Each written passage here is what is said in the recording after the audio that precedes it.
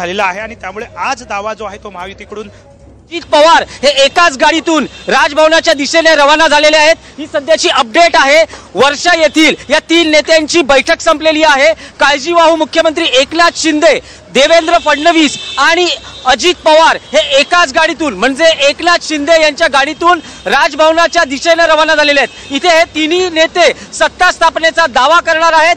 देवेंद्र फडणवीस यांच्या नेतृत्वाखाली महाराष्ट्रात महायुतीचं सरकार स्थापन होत आहे आणि या सत्ता स्थापनेचा दावा करण्यासाठी हे तिन्ही नेते राजभवनाला रवाना झालेले आहेत। आपल्याकडे आमदारांचं असलेलं संख्याबळ तसं पत्र आता राज्यपालांना दिलं जाईल। राज्यपाल हे सत्ता स्थापनेसाठी या तिन्ही नेत्यांना आमंत्रित करतील आणि उद्या सायंकाळी 5:30 वाजता आझाद मैदानावर देवेंद्र फडणवीस यांचं मुख्यमंत्री पदाचं तिसरं पर्व हे दिमागदार सोहळ्यात संपन्न होत आहे। आपण बघू शकतो सध्याची ही वर्षा निवासस्थानाबाहेरची अपडेट आहे।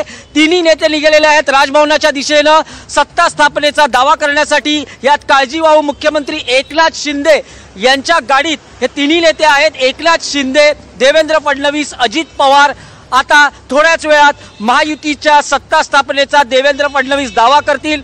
त्यांच्याबरोबर असलेलं आमदारांचं संख्याबळ तसं सहीचं पत्र तिन्ही नेते राज्यपालांना देतील। भरभक्कम असं संख्याबळ बहुमत या तिन्ही नेत्यांकडे आहे।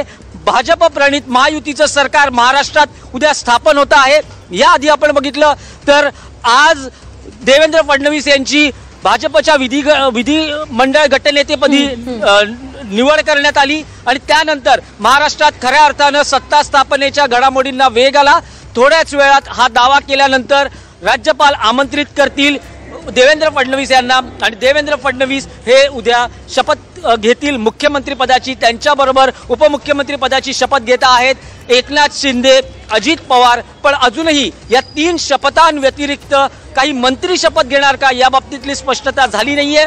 या बैठकीत काही निर्णय झाला असावा आणि त्या अनुषंगाने थोड्याच वेळात स्पष्टता होईल की हा शपथविधी फक्त